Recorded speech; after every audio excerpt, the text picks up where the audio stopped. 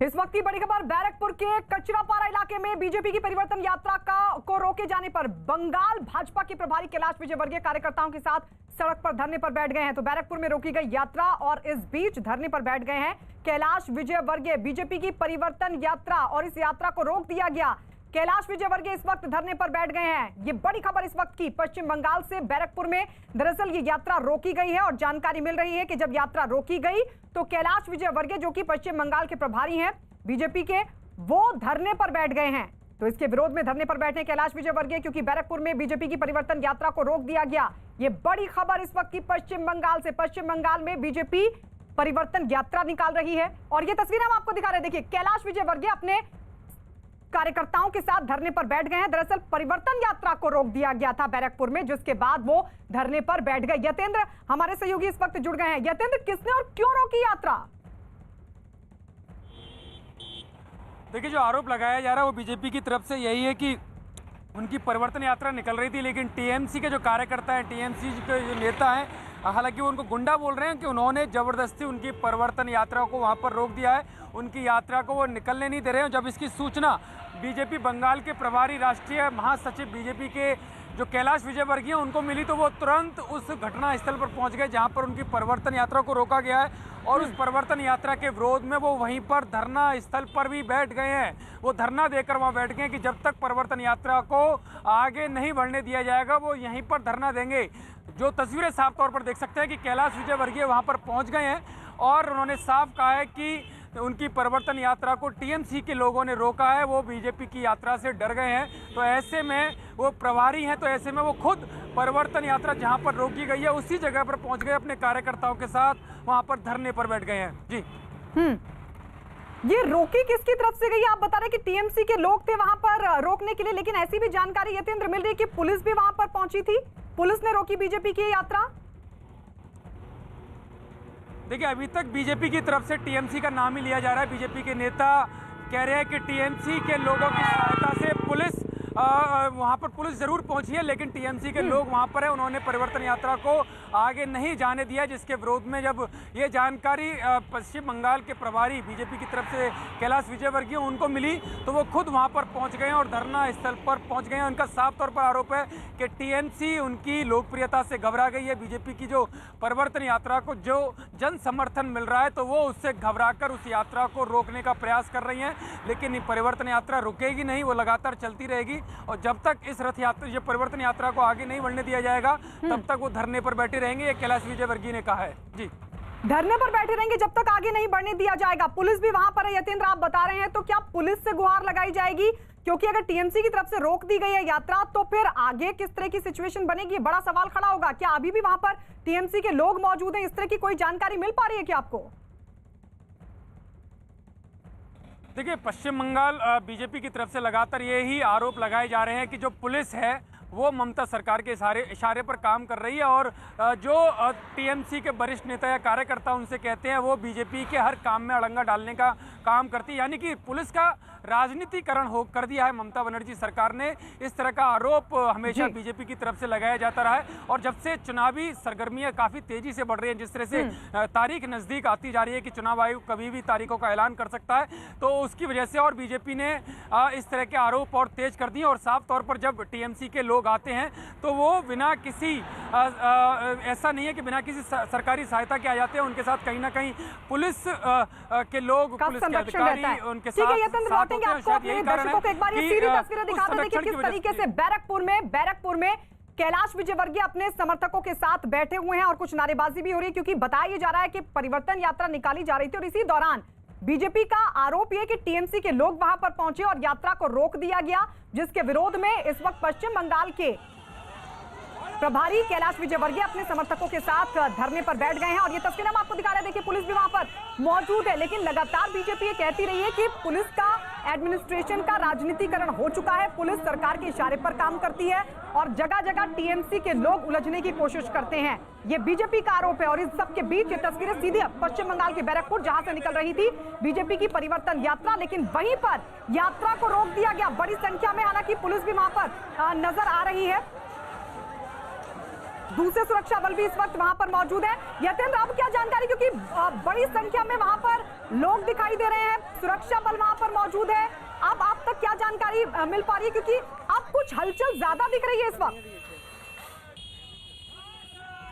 देखिए, बिल्कुल जद्दोजहद जारी है कि परिवर्तन यात्रा आगे निकाली जाए। बीजेपी की कोशिश है कि परिवर्तन यात्रा जो रोकी गई है पुलिस के संरक्षण में टीएमसी के लोगों ने, उस यात्रा को फिर से शुरू किया जाए। और जैसे जैसे खबर बीजेपी के कार्यकर्ताओं को मिल रही है, वो लगातार पहुंच रहे हैं। खुद बीजेपी पश्चिम बंगाल के प्रभारी कैलाश विजयवर्गीय वहाँ पर पहुँच गए हैं। तो ऐसे में जाहिर है कि वहाँ पर और जो बीजेपी के समर्थन में लोग, उनके कार्यकर्ता वहाँ पर पहुँचेंगे। और कोशिश यही रहेगी कि किसी भी तरह से सरकार और प्रशासन पर दबाव बनाया जाए, प्रेशर बनाया जाए और जो यात्रा रोकी गई है उसको आगे बढ़ाया जाए। क्योंकि बीजेपी नेताओं का साफ तौर पर कहना है कि टीएमसी के लोग पुलिस के संरक्षण में इस तरह का काम करते हैं और ये पूरी तरह से सरकार ने पुलिस का राजनीतिकरण कर दिया। और शायद यही कारण है कि बीजेपी लगातार शुरू से ही मांग कर रही है कि सेंट्रल फोर्सेस पश्चिम बंगाल में लगाई जाए, तभी निष्पक्ष चुनाव हो सकते हैं, नहीं तो निष्पक्ष चुनाव नहीं किए जा सकते। इस तरह का आरोप, इस तरह की मांग बीजेपी लगातार कर रही है।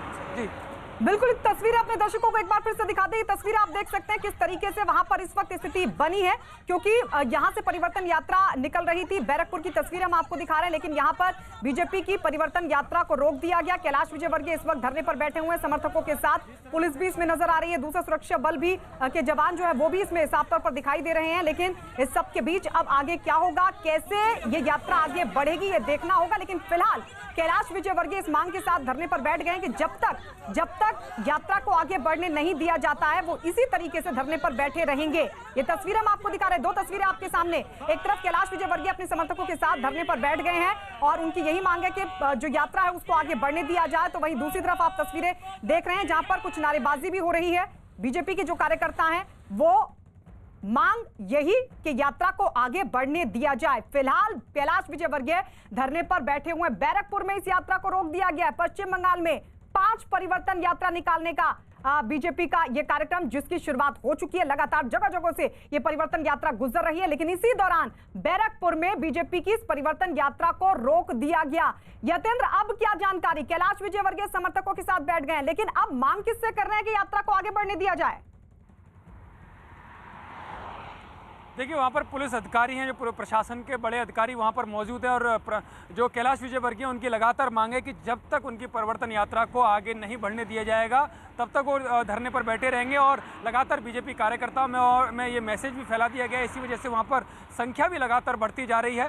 और जो परिवर्तन यात्रा जहाँ पर रोकी गई है वहीं पर धरने पर कैलाश विजयवर्गीय बैठे हैं और उनकी मांग है कि इस परिवर्तन यात्रा को आगे बढ़ने दिया जाए। क्योंकि जो यात्रा रोकी गई है अभी तक उसका सरकार की तरफ से या प्रशासन की तरफ से कोई भी स्पष्टीकरण नहीं दिया गया है कि आखिरकार ये यात्रा क्यों रोकी गई है। इसी वजह से बीजेपी आरोप लगा रही है कि टीएमसी के कार्यकर्ता और सरकार के इशारे पर इस यात्रा को रोका गया है। क्योंकि लगातार जिस तरह से परिवर्तन यात्रा पश्चिम बंगाल के जिन जिन हिस्सों में जा रही है, वहाँ जिस तरह से जन समर्थन मिल रहा है, तो उससे शायद ममता बनर्जी सरकार बौखला गई है, ये आरोप बीजेपी ने लगाया है। जी यतेंद्र, लौटेंगे आपके पास इस अपडेट के लिए। तो फिलहाल कैलाश विजयवर्गीय समर्थकों के साथ धरने पर बैठ गए और उनकी मांग ये कि जो परिवर्तन यात्रा उसको आगे बढ़ने दिया जाए।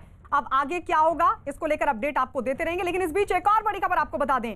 बड़ी खबर बीजेपी के खेमे से। बीजेपी कल से लोको सोनार बांग्ला मुहिम की कर रही है शुरुआत, और इस मुहिम की शुरुआत खुद पार्टी के अध्यक्ष जेपी नड्डा कल कोलकाता में करेंगे। इस मुहिम के तहत बीजेपी बंगाल की जनता को अगले 5 साल के लिए अपने विजन के बारे में बताएगी। इस दौरान बीजेपी 2 करोड़ लोगों के सुझाव भी जुटाएगी, जिसका इस्तेमाल होगा घोषणा पत्र बनाने में। तो ये बड़ी जानकारी इस वक्त की बीजेपी के हवाले से वो ये कि लोको सोनार बांग्ला मुहिम की शुरुआत कल जेपी नड्डा करेंगे। कोलकाता में इसकी शुरुआत होगी। बेहद बड़ा ये अभियान, और इसके जरिए कोशिश यही कि किस तरीके से लोगों तक पहुंचा जाए, किस तरीके से उनको अपने विजन के बारे में बताया जाए। बीजेपी अपना विजन बताएगी कि आने वाले 5 सालों में अगर सरकार बनती है तो फिर क्या कुछ खाका पश्चिम बंगाल के लिए उसने तैयार किया है, और साथ ही सुझाव के लिए लोगों तक पहुंचने की कोशिश भी ताकि उनके जो लोगों के जो सुझाव हैं उनको घोषणा पत्र में शामिल किया जाए। इस वक्त हमारे साथ हमारे 3 सहयोगी जुड़ चुके हैं। बंगाल के हुगली से यतेंद्र शर्मा हमारे साथ लगातार बने हुए हैं, कोलकाता से आशिका सिंह हमारे साथ है, और न्यूज रूम से अमिताभ सिन्हा हमारे साथ जुड़े हुए हैं। अमिताभ जी, सबसे पहले आपके पास आते हुए, ये कितना बड़ा कदम बीजेपी का लग रहा है? क्योंकि जहां एक तरफ लोगों तक पहुंचने की कोशिश, ये बताने की कोशिश कि अगर हम सरकार में आते हैं तो हमारा विजन क्या होगा, साथ ही कोशिश ये भी है लोगों तक पहुंचने की कि उनके सुझाव लिए जाएं और उसको घोषणा पत्र में शामिल किया जाए। उस लिहाज से पश्चिम बंगाल की कितनी बड़ी बात होगी ये? देखिए बहुत बड़ी बात है, और क्योंकि ये एक कैंपेन बिल्डअप की बात होती है। कैंपेन एक बीजेपी ने जो धीरे धीरे बंगाल के चारों तरफ से छोटे छोटे कैंपेन्स को बिल्डअप करना शुरू किया है, उसको गति दी है प्रधानमंत्री मोदी ने अपनी रैलियों से। अब उसको एक और बड़ी गति दी जाएगी, उसे और जिसे कहते हैं चौथे गियर में डालना गाड़ी को, वो अब उस चौथे गियर में डालने की तैयारी शुरू हो रही है। जब LED रथ घूमेंगे 294 विधानसभा क्षेत्रों में और लोगों से सुझाव मांगेंगे कि आपका बंगाल का विजन क्या है, यानी जनता की भागीदारी। अगर बीजेपी सरकार में आती है तो जनता की भागीदारी और जनता के सुझावों पे मैनिफेस्टो बनेगा, और साथ ही साथ उनको इस अभियान के माध्यम से घर घर तक और हर विधानसभा क्षेत्र तक पहुंचने में मदद भी मिलेगी। जी, बंगाल की मुख्यमंत्री ममता बनर्जी ने हुगली के डनलप मैदान में रैली की और इस रैली में ममता ने पीएम मोदी और बीजेपी पर जमकर निशाना साधा। भतीजे अभिषेक बनर्जी और उनकी पत्नी रुजिरा पर सीबीआई की सख्ती का गुस्सा भी ममता बनर्जी के भाषण में साफ तौर पर दिखा और उन्होंने बीजेपी पर बंगाल की बहन बेटियों का अपमान करने का आरोप तक लगा दिया। ममता बनर्जी ने किसानों और सरकारी कंपनियों के विनिवेश के मुद्दे पर भी केंद्र सरकार को घेरा। तो हुगली में ममता बनर्जी ने रैली की और सीधा निशाना बीजेपी और केंद्र की सरकार पर। यतेंद्र शर्मा लगातार हमारे साथ बने हुए हैं। यतेंद्र, नाम भले ही ना लिया हो ममता बनर्जी ने, लेकिन क्या टीस दिखाई दी अभिषेक बनर्जी की पत्नी पर सीबीआई के शिकंजे को लेकर? देखिए बिल्कुल, आज जब हुगली में ममता बनर्जी पहुंची तो उससे पहले पूरे मैदान को गंगा जल छिड़क के पवित्र किया गया था और एक मैसेज दिया गया था कि प्रधानमंत्री मोदी ने भी इसी मैदान पर रैली की थी, तो इस वजह से बंगाल की भूमि को वो पवित्र कर रहे हैं, ये एक मैसेज देने की कोशिश की। लेकिन इसके साथ ही ममता बनर्जी ने एक इमोशनल कार्ड भी खेला कि बीजेपी जहाँ महिलाओं के सम्मान की बात करती है, उनके बीजेपी शासित राज्यों में देख लीजिए महिलाओं की किस तरह से सुरक्षा की जाती है, और बंगाल में एक जो गृहिणी है, जो हाउस वाइफ है, उसके यहाँ रेड डाल के उससे पूछताछ की जाती है। यानी कि सीधा इशारा अपने जो भतीजे की वाइफ है रुजिरा, उसको लेकर था और उसके सम्मान को पश्चिम बंगाल की महिलाओं के सम्मान से जोड़कर उन्होंने अपील की कि कोई भी महिला बीजेपी से ना जुड़े, बीजेपी को वोट ना दे। यानी कि साफ है, जो फ्रस्ट्रेशन है या जो नाराजगी है, जो तेवर हैं, वो ममता बनर्जी के चेहरे पर साफ तौर पर दिखाई दे रहे थे कि किस तरह से ममता बनर्जी महिलाओं के सम्मान से जोड़कर इमोशनल कार्ड खेल रही हैं और साफ तौर पर कहा कि गुजरात के कब्जे में पश्चिम बंगाल नहीं जाना चाहिए। इस तरह की अपील ममता बनर्जी ने की। यानी सिंपैथी लेने की कोशिश। लौटेंगे यतेंद्र आपके पास। हुगली में ममता बनर्जी की रैली में बंगाल की कई बड़ी हस्तियां टीएमसी में शामिल हुई। जिन लोगों ने आज टीएमसी की सदस्यता ली है उनमें क्रिकेटर मनोज तिवारी, अभिनेत्री सयानी घोष, फिल्म मेकर राज चक्रवर्ती और कंचन मलिक शामिल हैं। तो ये वो लोग जिनकी तरफ से टीएमसी का दामन थामा गया है। हमारी सहयोगी आशिका सिंह भी हमारे साथ जुड़ी हुई है। आशिका, बड़े नेताओं की भरपाई इस रूप में, लेकिन क्या वाकई वो भरपाई हो पाएगी? मैं आपको बता दूं, मनोज तिवारी जो आज क्रिकेटर हैं, शामिल हुए हैं टीएमसी में, हावड़ा से हैं, वहीं से हैं जहां से लक्ष्मी रतन शुक्ला हुआ करते थे। कुछ महीने पहले हमने देखा कि लक्ष्मी रतन कैसे उन्होंने मंत्री पद से ही इस्तीफा नहीं दिया बल्कि राजनीति से भी किनारा कर लिया। तो उनकी भरपाई की कोशिश कहीं ना कहीं की जा रही है, जिसकी वजह से मनोज तिवारी को शामिल किया गया है। जाहिर है हावड़ा से चुनाव के मैदान में उतरेंगे, ताल ठोकेंगे। शायनी घोष अभिनेत्री में, उनके बारे में भी आपको बता दूं, चर्चा में रही थी। हाल ही में तथागत रॉय बीजेपी के नेता हैं, राज्यपाल रहे हैं 3 नॉर्थ ईस्टर्न स्टेट्स के, उनके साथ ट्विटर पे भिड़ंत हुई थी। एक तस्वीर, एक पोस्ट जो उन्होंने कई 1 साल पहले साझा की थी, उसको लेकर के दोनों के बीच में लंबी भिड़ंत हुई थी, जिसके बाद शायनी ने शिकायत भी की थी कि उन्हें जो है थ्रेट्स दिए जा रहे हैं। तो शायनी घोष और मनोज तिवारी शामिल हुए हैं टीएमसी में। हालांकि ये भी मैं यहाँ पर कह दूँ आपसे कि बड़े नेता बहुत सारे टूट करके बीजेपी में शामिल हुए हैं टीएमसी से, तो भरपाई करना और इसीलिए ये सवाल उठ रहा है कि क्या इन चेहरों को शामिल करने के लिए जो टीएमसी का दामन छोड़कर बीजेपी में गए हैं टीएमसी के बड़े नेता, क्या उनकी भरपाई की कोशिश है और क्या वो भरपाई हो पाएगी? इस बीच आपको बता दें, पामेला गोस्वामी ड्रग्स केस में गिरफ्तार बीजेपी के नेता राकेश सिंह को आज मेडिकल जांच के बाद अब से कुछ देर पहले कोलकाता की एक कोर्ट में पेश किया गया। एक दिन पहले पुलिस ने एनडीपीएस एक्ट के तहत उन्हें पूर्वी बर्धमान से किया था गिरफ्तार। ड्रग्स केस में पहले से ही गिरफ्तार पामेला गोस्वामी ने ही राकेश सिंह का नाम लिया था, जिसके बाद राकेश सिंह को पूछताछ के लिए पेश होने का नोटिस भी दिया गया था। राकेश सिंह ने इस नोटिस को कलकत्ता हाईकोर्ट में चुनौती भी दी थी, लेकिन कोई राहत नहीं मिली, जिसके बाद देर रात पुलिस ने राकेश सिंह को पूर्वी बर्धमान से गिरफ्तार कर लिया। राकेश सिंह ने ममता बनर्जी के भतीजे अभिषेक बनर्जी के इशारे पर गिरफ्तारी का आरोप लगाया।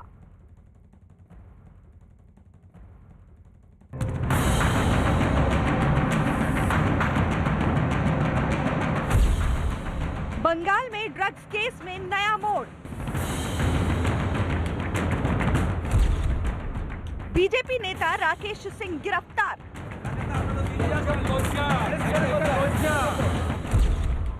राकेश सिंह के दोनों बेटे भी गिरफ्तार। गिरफ्तारी के बीच जमकर हंगामा।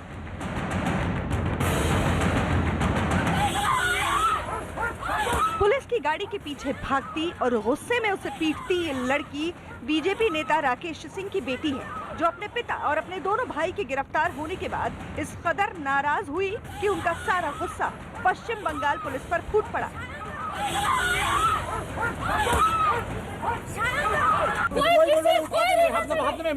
मेरा भी दोनों भाई को उठा के लेके गया आप लोग सबके सामने। पिछले 3 घंटे से आप लोग से गया है। मेरे घर में वो लोग 10 पुलिस लोग जमा, जस्ट टू सर्च। फिर वो लोग एक अलमारी एक डोर सर्च किया। आस्ते आस्ते पिछले 3 घंटा से ऊपर कॉन्स्पिरेसी हो रहा था। सर्चिंग हो गया था 10 मिनट में। वो लोग बाकी का पूरा टाइम वो लोग बैठ के कॉन्स्पिरेसी किया इसी रीजन के लिए कि मेरे दोनों भाई को उठा के लेके जा पाए। अभी नीचे उतरा, आप लोग के सामने दोनों को किडनैप करके लेके गया।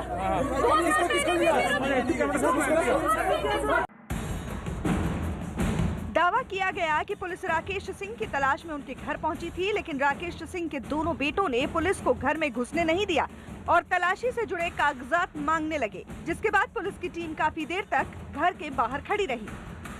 हर जगह बेड से लेके अलमारी से लेके हर जगह जो भी जगह होता है कमरा में या घर में, हर जगह वो लोग ढूंढे हैं। वो लोग को ना कुछ मिला है और ना वो लोग कुछ हम लोग को अभी बोल रहे हैं कि डॉक्यूमेंट देंगे, पर अभी तक कोई डॉक्यूमेंट हम लोग को दिए नहीं है, पर वो लोग को कुछ मिला नहीं है।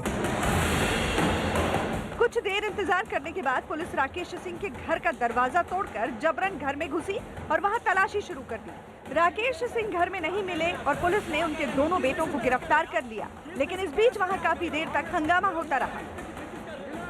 क्या कर रहे हैं आप सर? क्या कर रहे हैं? किस बेसिस पे अरेस्ट कर रहे हैं आप? किस बेसिस पे अरेस्ट कर रहे हैं आप? मेरे को घर में कुछ मिला है? किस बेसिस पे मिला है? किस बेसिस पे अरेस्ट कर रहे हैं? अबे किस बेसिस पे अरेस्ट कर रहा है? बोल ना, किस बेसिस पे अरेस्ट कर रहा है? किस बेसिस पे राकेश सिंह है छले के किस बेसिस पे अरेस्ट कर रहा है? सुबह से अरेस्ट कर लिया अच्छे पुलिस रीतिमतो जोर पर गाड़ी में दबा होচ্ছে। अबे हिम्मत है बोल ना, किस बेसिस पे अरेस्ट कर रहे हैं? राकेश सिंह के नाम पे ताके बोल ना। पामेला गोस्वामी के बयान के आधार पर पुलिस ने राकेश सिंह को पूछताछ के लिए बुलाया था, लेकिन उन्होंने दिल्ली जाने की दलील दी और 26 तारीख को पुलिस के पास पहुंचने का भरोसा जताया। इस दौरान राकेश सिंह ने गिरफ्तारी से बचने के लिए कोर्ट का सहारा भी लिया, लेकिन उन्हें राहत नहीं मिली। आज के छेले के আমাকে এটা বন্ধ করে এখানে টিএমসি আসবে না, তাই জন্য লজ্জা অভিষেক ব্যানার্জি, ববি হাকিম আর ওম প্রকাশ মিশ্রা এদেরকে নিয়ে এটা হবে, এটা চলবে না। हाई वोल्टेज ड्रामे के बीच हुई राकेश सिंह और उनके बेटों की गिरफ्तारी सिर्फ ड्रग्स केस का मुद्दा भर नहीं है, बल्कि राजनीति का मुद्दा भी बन गया है। एक तरफ जहां सीबीआई की जांच ममता के भतीजे अभिषेक बनर्जी के घर तक पहुंची है, तो दूसरी तरफ पामेला ड्रग्स केस के जरिए कोलकाता पुलिस ने राकेश सिंह पर शिकंजा कस दिया है।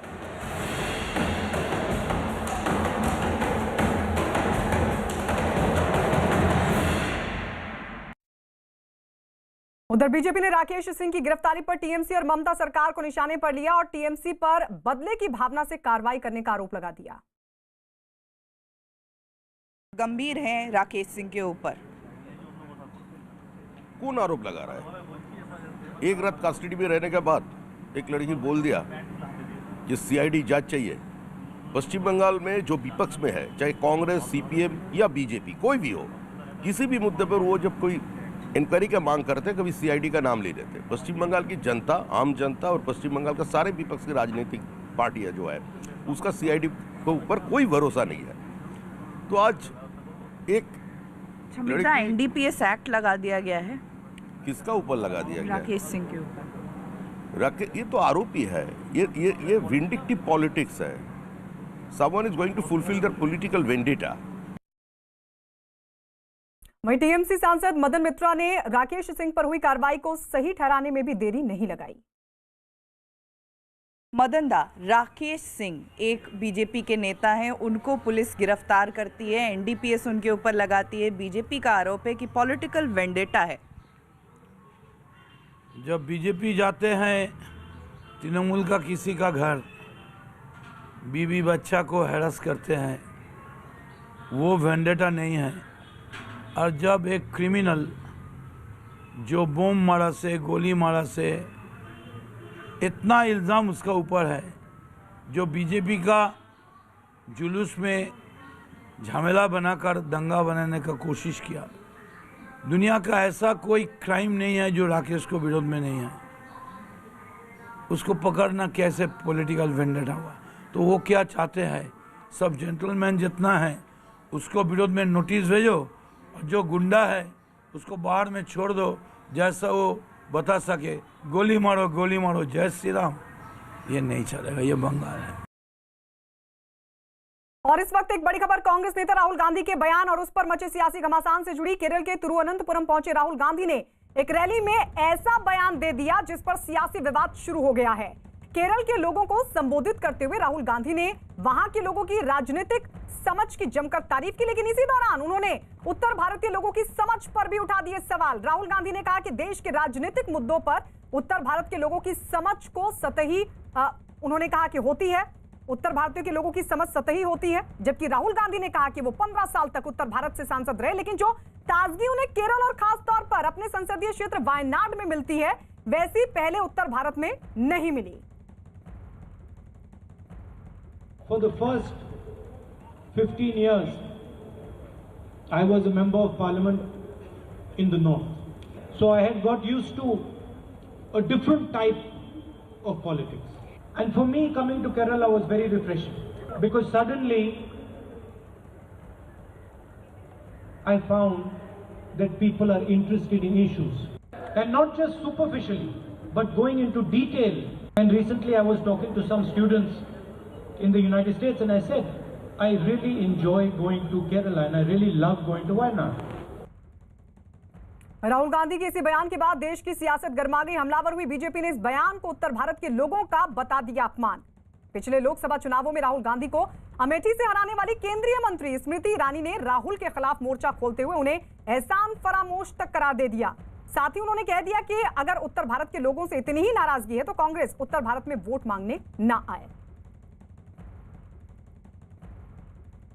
हमारे साथ में केंद्रीय मंत्री और अमेठी से सांसद स्मृति ईरानी है। मैम, जिस तरीके से राहुल गांधी ने बयान दिया है साउथ भारत और इसके अलावा नॉर्थ इंडिया के लेकर, उस पर क्या कहना चाहिए? मैं इतना ही कहूँगी कि फूट डालने की राहुल गांधी की जो राजनीति है उसको जनता कैसे परास्त करती है उसका प्रमाण आपने कल गुजरात के स्थानीय निकाय के चुनाव में देख लिया है। राहुल गांधी ने पहली बार हिंदुस्तान के खिलाफ जहर उगला ऐसा नहीं है। कुछ हफ्ते पहले असम में जाकर गुजरात और गुजरातियों का अपमान किया। कल दक्षिण भारत और उत्तर भारत के बीच में भेद पैदा करने का उन्होंने निंदनीय काम किया। देश की राजधानी में भारत के टुकड़े होंगे उस नारे का स्वयं समर्थन किया। देश की आर्मी से उन्होंने दुश्मन देश में जाकर आक्रमण करने का प्रमाण मांगा। देश से इतनी नफरत है तो देश की राजनीति क्यों करते हैं, ये मुझे नहीं समझ आता। इसके पीछे क्या मंशा मानती है? क्या आपको लगता है कि स्लिप ऑफ टंग है, उनकी समझदारी की वजह से यह जानबूझ कर दिया गया है? राहुल गांधी कभी स्लिप ऑफ टंग के मोहताज नहीं रहे हैं। जो भी बोलते हैं अपनी समझ के हिसाब से बोलते हैं। 15 साल जिस क्षेत्र से वो सांसद रहे उनकी समझ से वो लोग खोखले थे। लेकिन मैंने कल कहा कि एहसान फरामोश है राहुल गांधी कि वो संसदीय क्षेत्र जिसमें गरीब से गरीब जनता ने उनको प्रेम दिया, उनको आशीर्वाद दिया, ये जानते हुए कि राहुल गांधी ने विकास का एक काम वहाँ नहीं किया, ऐसी जनता का सरेआम अपमान करना, ऐसी जनता का तिरस्कार करना। हार को 1.5 साल हो चुका है भाई साहब। 1.5 साल से राहुल गांधी अपने दिल में अमेठी और उत्तर भारत के लिए इतनी नफरत पाल कर रख सकते हैं, ये कल जनता को पता चला है। उधर यूपी के मुख्यमंत्री योगी आदित्यनाथ ने भी राहुल गांधी के बयान को बंटवारे की राजनीति बताया। उन्होंने राहुल गांधी पर अमेठी के लोगों को बदनाम करने का आरोप लगाया। मैं एक राष्ट्रीय पार्टी के एक नेता का एक वक्तव्य सुन रहा था। उत्तर प्रदेश ने उनको कई बार सांसद बनाया। आज जो जाकर के उत्तर प्रदेश के लोगों की खिल्ली उड़ा रहे हैं केरल में जाकर के, बांटने का कार्य कर रहे हैं। और किससे? अमेरिकन छात्रों से बातचीत करते हैं। वो इससे पहले भी कर चुके हैं। या तो आदत ही ऐसी है, या फिर मैंने किसी का नाम तो नहीं लिया, मैंने नाम तो नहीं लिया किसी का, लेकिन फिर ये कहावत चरितार्थ हो गई कि चोर की दाढ़ी में तिनका। और इस वक्त हमारे साथ दिल्ली से हमारे सहयोगी अरुण सिंह जुड़ गए हैं। अरुण, देश के 2 हिस्सों की तुलना राहुल गांधी की तरफ से करना और उस हिस्से की तारीफ करना जहां पर वो थे, और इसी साल वहां पर चुनाव भी होने हैं, तमाम कांग्रेस के नेताओं का उस पर रिएक्शन भी आ चुका है। आप समझ पा रहे हैं कि आखिर किस मकसद से राहुल गांधी ने इस तरह का बयान दिया? ये रणनीति थी, क्या मकसद था? देखिए, राहुल गांधी ने जब वायनाड से चुनाव लड़ने का फैसला किया था और tभी स्पष्ट हो गया था कि उत्तर भारत में खासतौर से अमेठी को लेकर के बहुत ज़्यादा सिक्योर नहीं है पार्टी, और इसीलिए साउथ के एक स्टेट से खासतौर से केरल से उनको चुनाव लड़वाने के पीछे मंशा ये थी कि दक्षिण भारत में भी कांग्रेस पार्टी को मजबूत किया जाए। आप देखिए कि चिकमंगलुरु से एक समय ऐसा था जब इंदिरा गांधी भी चिकमंगलुरु गई थी, वेल्लारी गई थी, सोनिया गांधी, तो गांधी परिवार और खासतौर से कांग्रेस पार्टी की स्थिति ये रही है कि वो अपने किले को मजबूत करने के लिए साउथ में समय समय पर वहाँ से चुनाव लड़ते रहे। राहुल गांधी इसीलिए वायनाड गए थे। उस समय शायद उनको अंदाजा नहीं रहा होगा कि अमेठी वो हार जाएंगे, लेकिन 2 सीटों से लड़ने का फैसला इसीलिए किया गया था कि नॉर्थ और साउथ दोनों को बराबर की तवज्जो दें। लेकिन जब वो अमेठी से चुनाव हार गए, उसके बाद एक बार वो अमेठी आज तक गए हैं। जाहिर सी बात है कि वो ये दिखाना चाहते हैं कि साउथ के लोगों ने, जिन्होंने उनको जिताया है, वो उनके साथ खड़े हैं, उनकी दुख परेशानियों में खड़े हैं। और अगर आप देखिए 5 राज्यों के चुनाव हो रहे हैं, अभी तक पश्चिम बंगाल राहुल गांधी नहीं गए हैं, वो तमिलनाडु गए, वो असम गए, वो केरल लगातार जा रहे हैं। उसके पीछे मंशा यही है कि जो नॉर्थ इंडिया के स्टेट हैं, चाहे आप उत्तर प्रदेश की बात करिए, बिहार की बात करिए, वहाँ पार्टी के लिए बहुत ज़्यादा संभावनाएं नहीं है, और इसीलिए उनका टारगेट है साउथ, जहाँ से उनको लगता है, पार्टी को लगता है कि 2024 के रण में अच्छी खासी सीटें जीत सकते हैं अगर फोकस करें। और अगर दक्षिण के किले को मजबूत करना है तो राहुल गांधी वहाँ ज़्यादा समय दें।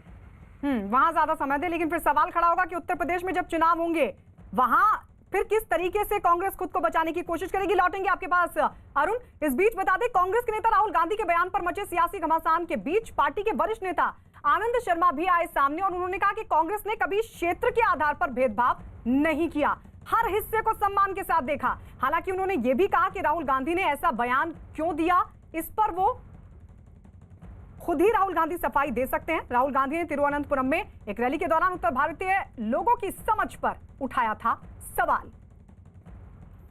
राहुल गांधी जी ने अपने किसी अनुभव के आधार पर टिप्पणी की है। कोई किसी क्षेत्र के अपमान की बात इसमें नहीं दिखती, तो दलगत राजनीति से इसमें विवाद नहीं होना चाहिए। हाँ, राहुल गांधी जी वही केवल स्पष्टीकरण दे सकते हैं कि इस परिप्रेक्ष्य में उन्होंने ये टिप्पणी करी है। वहीं यूपी के रायबरेली से कांग्रेस के विधायक अदिति सिंह ने राहुल गांधी के बयान पर हैरानी जताई। उन्होंने राहुल से अमेठी की जनता से माफी मांगने की मांग की। जाहिर सी बात है कि बहुत ही गलत बयान उन्होंने दिया, इसमें कोई दो राय नहीं है ना। May be he meant well, शायद वो उस तरीके से नहीं प्रोजेक्ट करना चाह रहे थे, पर साउथ की जो आपकी करंट कॉन्स्टिट्यूंसी है उसकी तारीफ़ करते करते आप अपनी पुरानी कॉन्स्टिट्यूंसी, जहाँ से आप बाकायदा चुनाव लड़े, कॉन्टेस्ट किया, फिर हार गए, वो दूसरी बात है, पर उसकी बुराई करें या उसको नीचा दिखाएं in comparison to the other, ये तो बहुत ही गलत बात है। अगर उन्होंने बोला भी तो मेरे ख्याल से उनको अमेठी की जनता से माफ़ी मांगनी चाहिए। अरुण, अगर ये रणनीति है कांग्रेस की कि दक्षिण में खुद को मजबूत करना है, और उसी रणनीति के तहत अगर राहुल गांधी ने बयान दिया, तो ये रणनीति सिर्फ राहुल गांधी की या फिर कांग्रेस की? क्योंकि आप देखिए, आनंद शर्मा तो उनके बयान से किनारा कर गए। वो कह रहे हैं कि राहुल गांधी खुद ही इस पर सफाई देंगे। कांग्रेस की खुद की विधायक खुद हैरान नजर आई राहुल गांधी के इस बयान पर।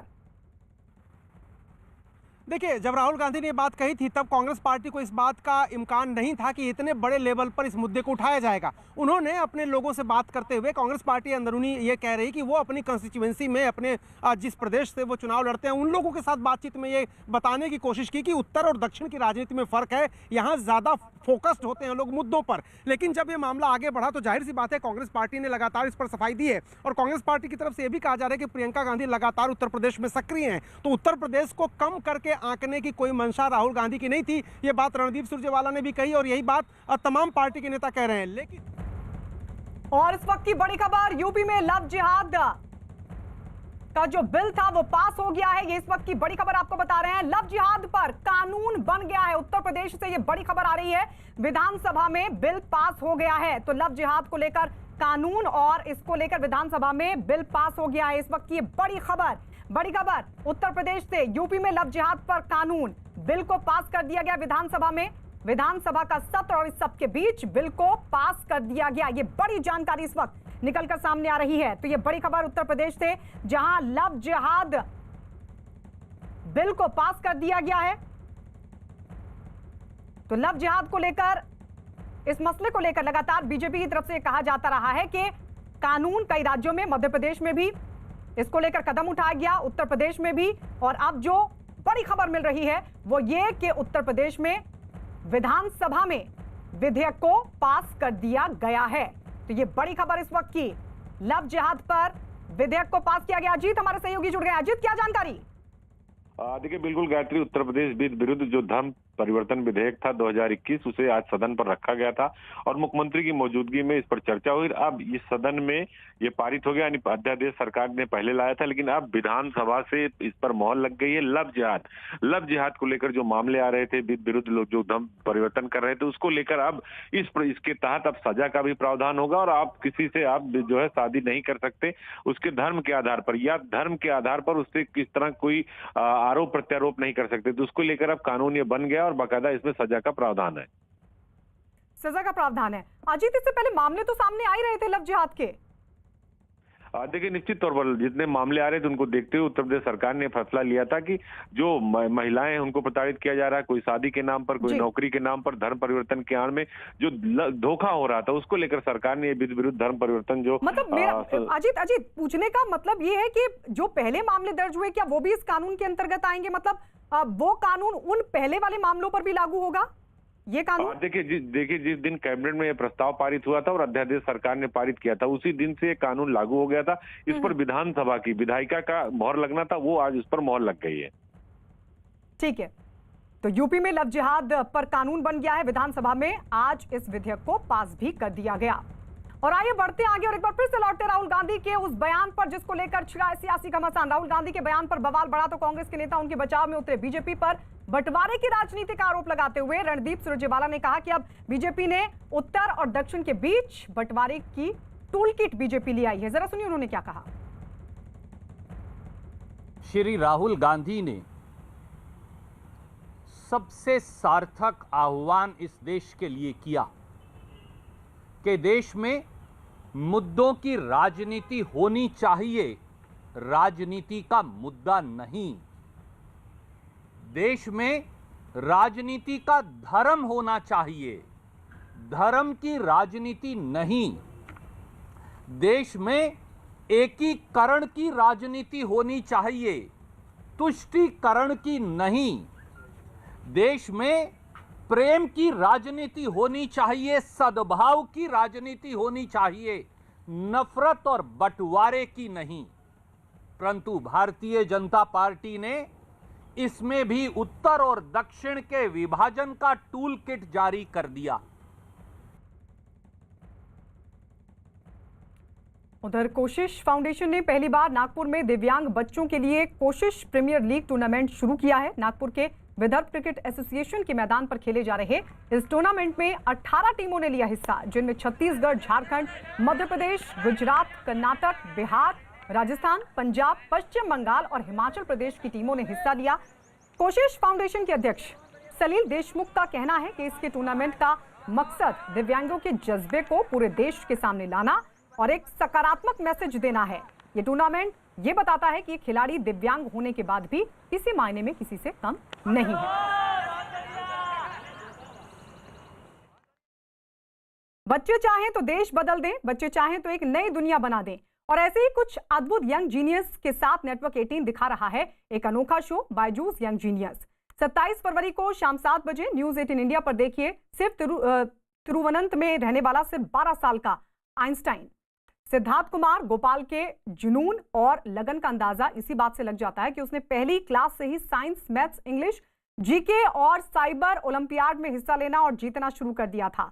हाल ही में उसने इंटरनेशनल मैथ्स ओलंपियाड जीता, जबकि इंटरनेशनल एस्ट्रोनॉमी और एस्ट्रो को लेकर भी उसकी तरफ से फिजिक्स ओलंपियाड में उसने गोल्ड ऑनर से उसको नवाजा गया। सिद्धार्थ हर महीने 40 ओलंपियाड में हिस्सा लेता है। ये ठीक हर महीने 40 2020 में उसे खुद प्रधानमंत्री नरेंद्र मोदी ने राष्ट्रीय बाल शक्ति पुरस्कार दिया। 27 फरवरी शाम 7 बजे न्यूज 18 इंडिया पर मिलिए इस विलक्षण बच्चे से। जरूर देखिए बायजूस यंग जीनियस।